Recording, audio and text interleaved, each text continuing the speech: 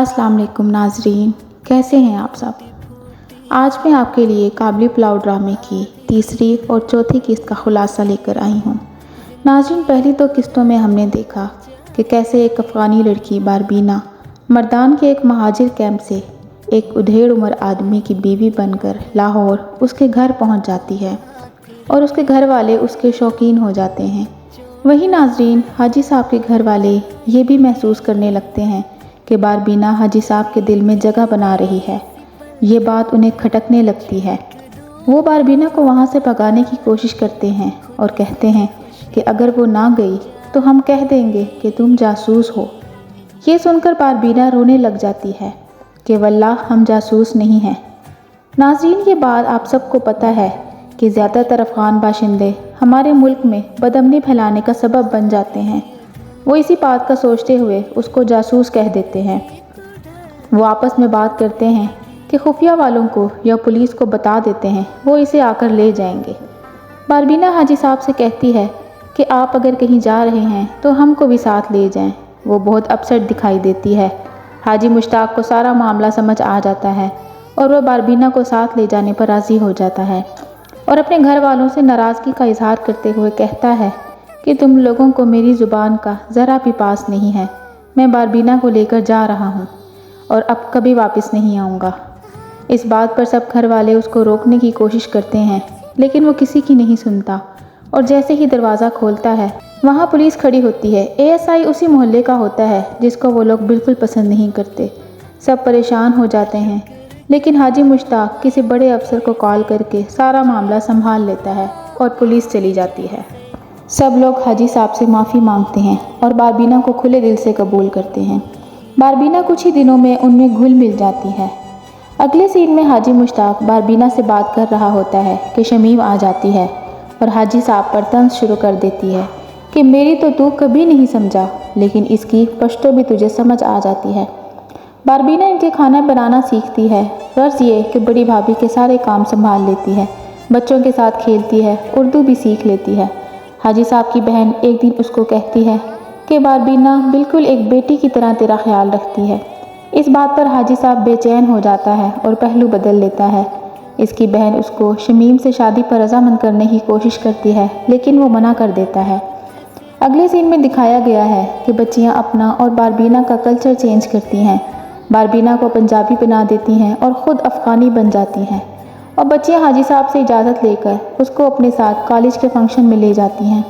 हाजी मुश्ताक बारबीना को इस रूप में देखता है तो देखता रह जाता है। वो इंतहाई हसीन लगती है। जुबैदा मुश्ताक से खाने का पूछती है, लेकिन वो कहता है कि बच्चियाँ आएंगी तो उनके साथ ही खाऊंगा।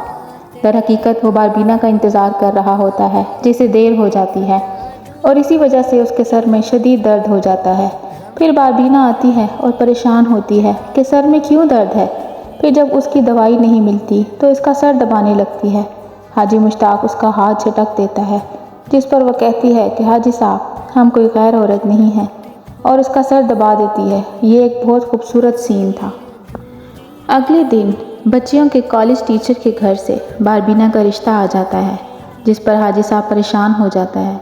बच्चियां बारबीना को मनाती हैं कि इस रिश्ते के लिए मान जाओ, तुम ऐश करोगी, लेकिन वो गुस्सा होती है कि दोबारा ऐसे ना कहना, मैं सिर्फ हाजी साहब की खिदमत के लिए हूँ।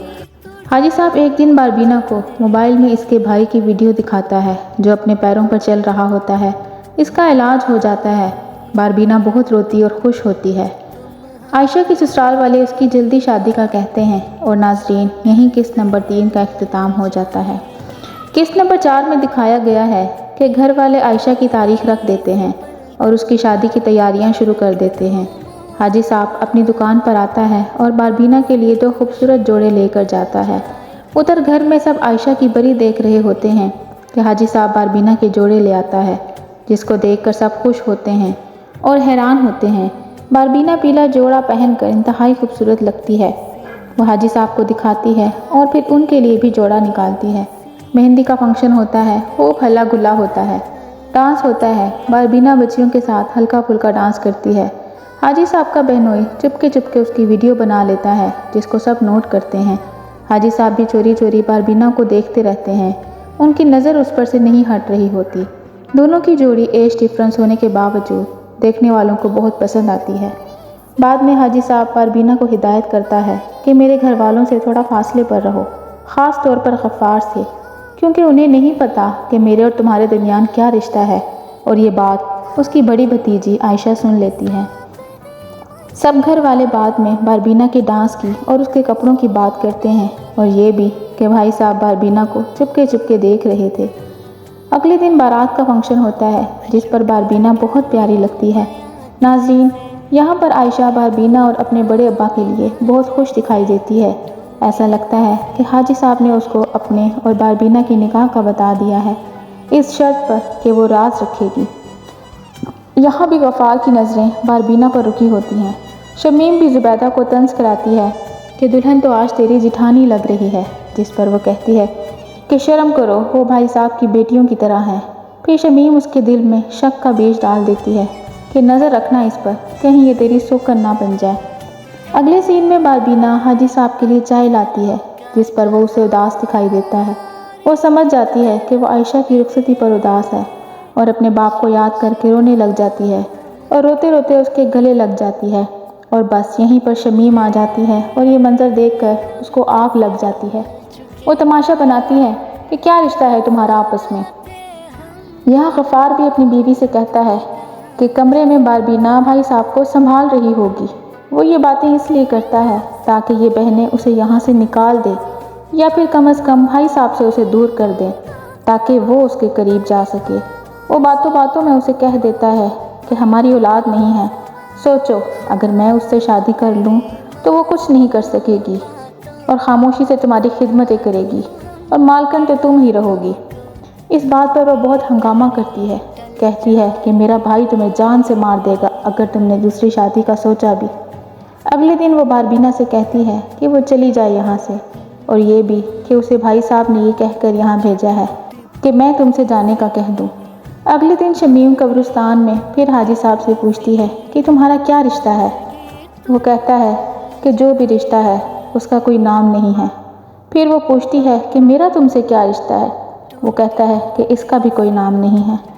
اگلے سین میں باربینا حاجی صاحب سے کہتی ہے مجھے تمہاری خواہش کا پتہ چل گیا ہے، اور وہ یہ کہ تم چاہتے ہو میں یہاں سے چلی جاؤں۔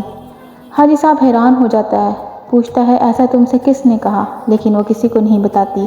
پھر حاجی صاحب کہتا ہے کہ کیا تم جاننا چاہتی ہو کہ میری خواہش کیا ہے؟ باربینا کہتی ہے کہ تم اگر کہو گے چلی جاؤ تو میں چلی جاؤں گی، اگر تم کہو گے رک جاؤ تو میں رک جاؤں گی۔ اس پر حاجی صاحب کہتا ہے کہ باربینا میری یہ خواہش ہے کہ تم میرے ساتھ کھڑی رہو، کوئی کچھ بھی کہے تم بس میرا ساتھ دو۔ ناظرین، اس سین میں حاجی صاحب کی آنکھوں اور لہجے سے محبت کے جذبات ٹپک رہے ہوتے ہیں۔ وہ باربینا کو بہت محبت سے دیکھ رہا ہوتا ہے، اور یہیں اس خوبصورت ماسٹر پیس کا اختتام ہو جاتا ہے۔ ناظرین، اگر آپ کو میری یہ ویڈیو اچھی لگی ہے تو پلیز میرے چینل کو لائک اور سبسکرائب ضرور کریں تاکہ میں مزید ایسے ہی اچھے ڈراموں کی شارٹ سمری لے کر آؤں۔ ملتے ہیں اگلی ویڈیو میں۔ اللہ حافظ۔